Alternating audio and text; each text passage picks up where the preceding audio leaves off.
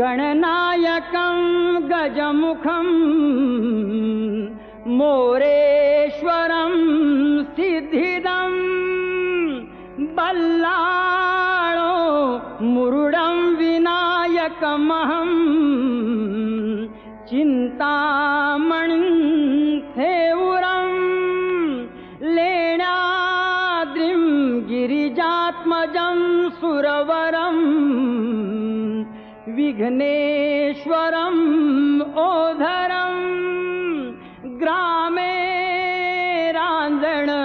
संस्थितं गणपतिं कुर्यात् सदा मंगलं शुभमंगल गोत्रे भिन्न परस्पराहुनि तशी